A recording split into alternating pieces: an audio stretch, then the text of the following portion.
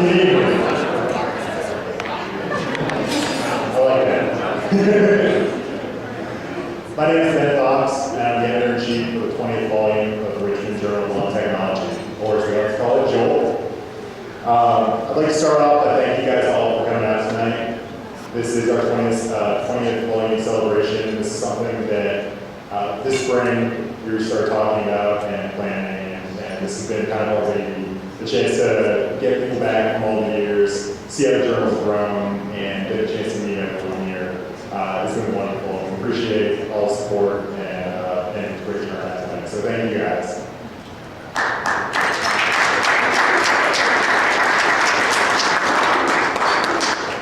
More than that, I'd like to thank you all for making JOLT what it is today.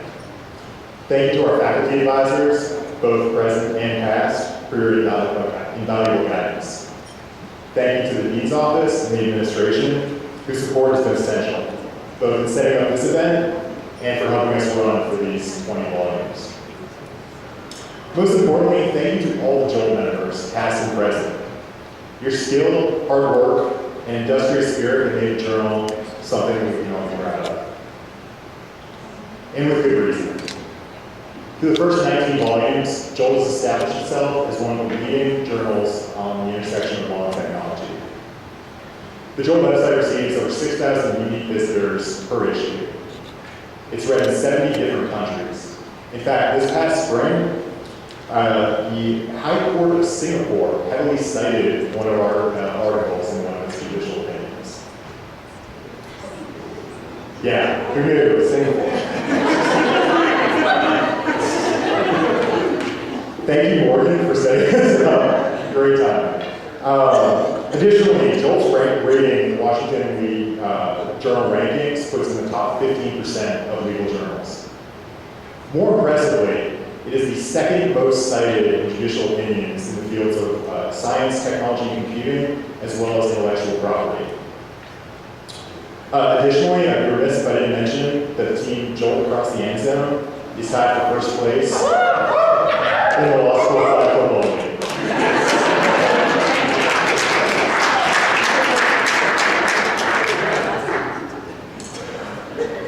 I say this all to note that we've established a tradition, one upon which the current board and the current members hope to build.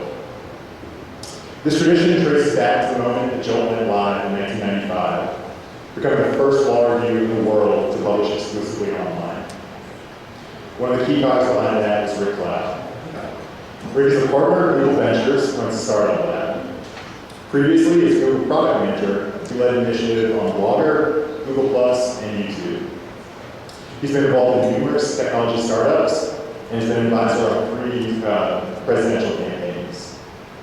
Most importantly, JOLT wouldn't be here if it weren't for Rick, who's one of our founders. He's here tonight, so I'd like you guys to give him a warm reception. Thank you for coming.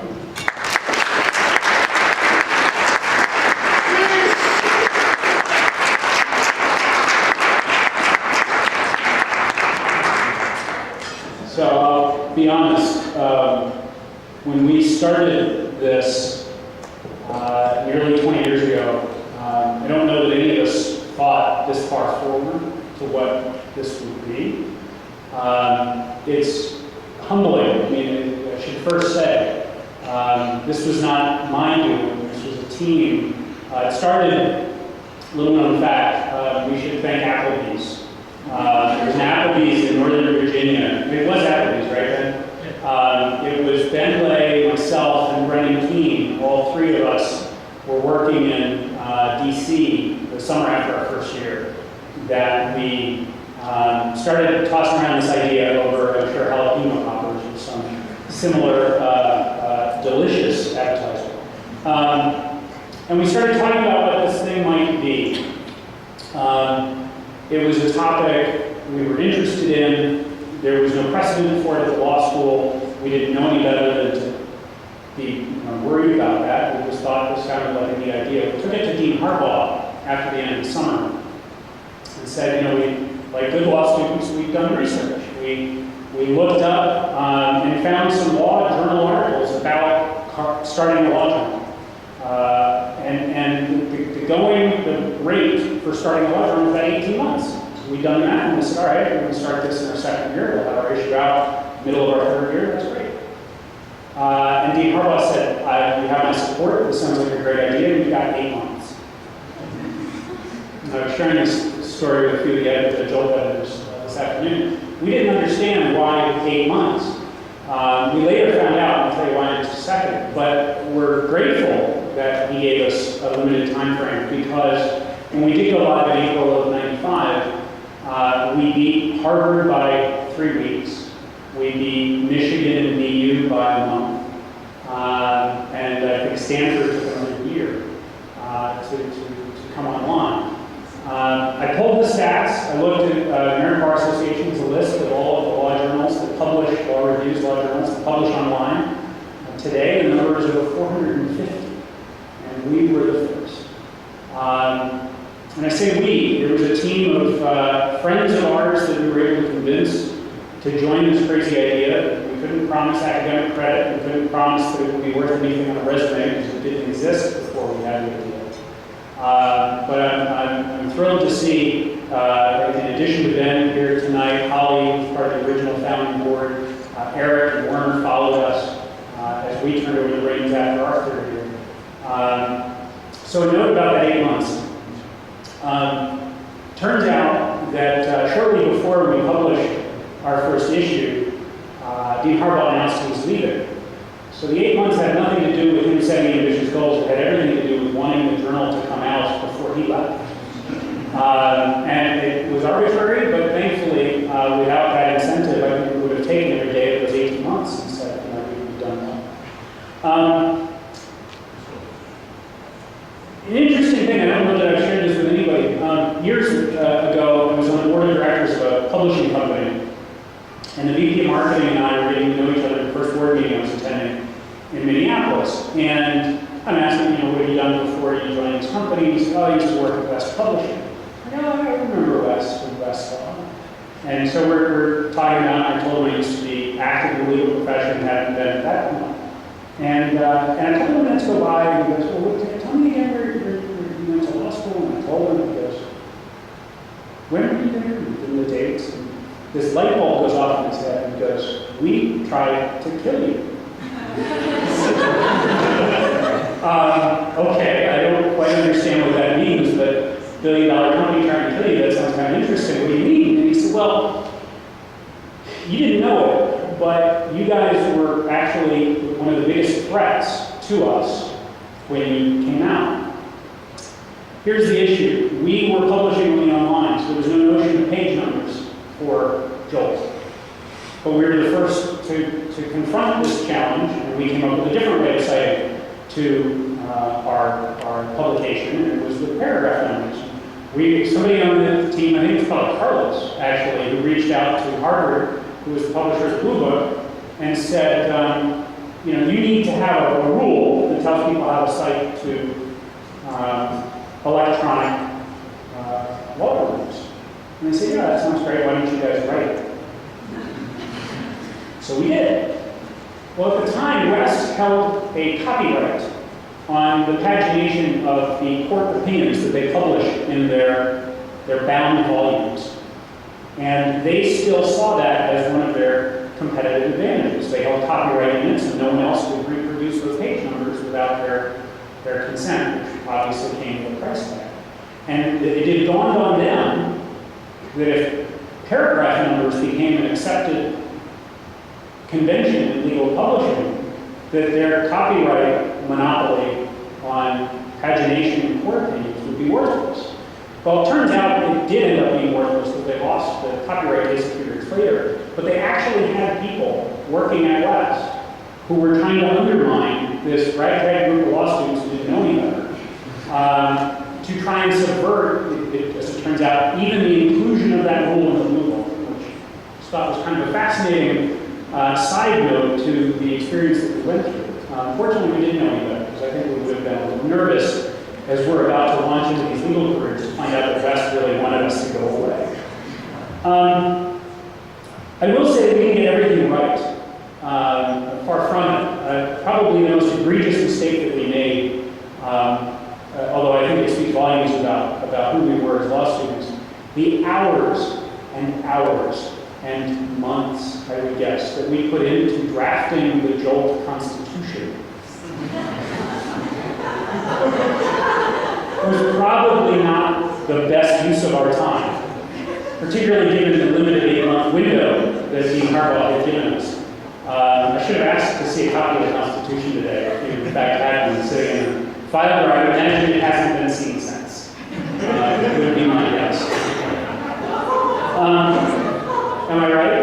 Is that right? So, Morgan and the team who put this event together asked me to say a few words about what's coming with regards to law and technology. I'll be very honest, I'm not the guy to tell you that. I've been out of, never practiced law, got my degree, went right into technology, worked for a series of startups. I've been at Google for the last 6, plus in Google Ventures for the last 2 plus of that. But I do think that as those of you who are students are about to embark on careers or are in your second year and looking ahead to careers, I do think now what I thought then, which is the law of technology is at a bit of a crossroads. It was back as the internet was starting to become known to culture at large. I think even if you look at the latest news cycles, when you've got information coming out repeatedly, seemingly every other week, from the leaks that Edward Snowden produced, where we are a society where the right to free speech was always was a bedrock, is a bedrock. And yet the underlying purpose of the First Amendment was to curb government restraint to allow people to talk. But now what we're seeing increasingly is we've got a government that has the ability to hear everything. And then it's no longer just about a right to speak, but also perhaps a right not to be heard. Lawyers who choose to enter the profession are going to have to confront challenges like that. And I hope they do so with an eye towards thinking about what's right, what's necessary. I have chosen to focus exclusively on the technology. Early on in my career, it was the technology of law. Now it's broader than that.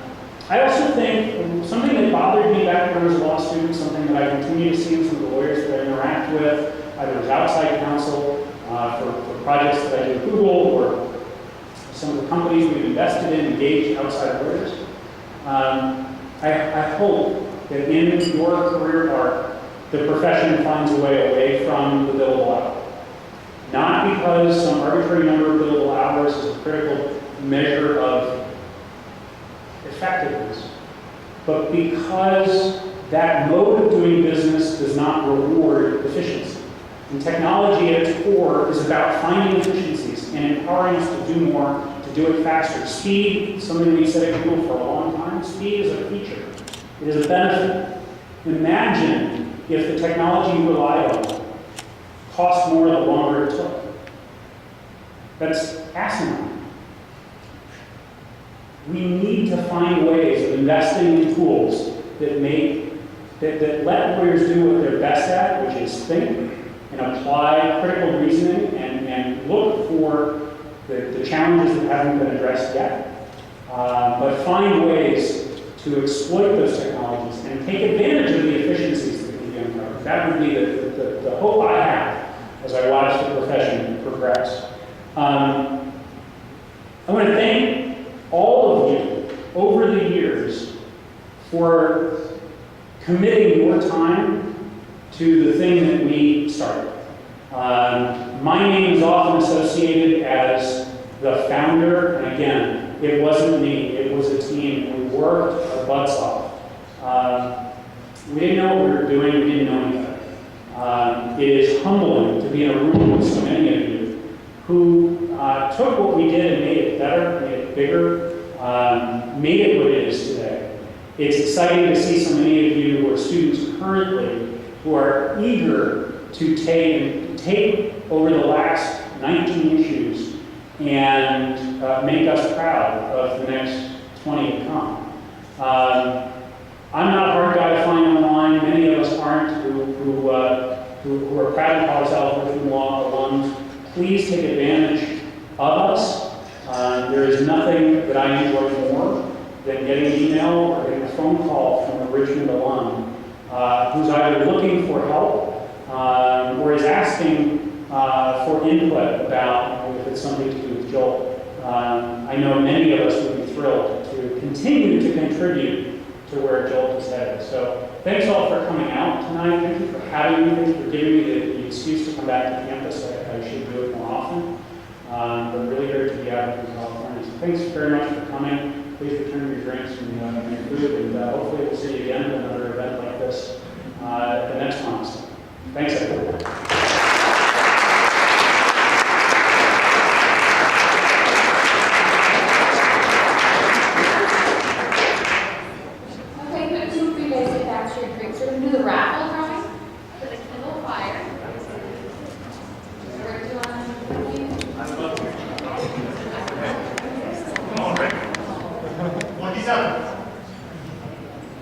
Eric Queen.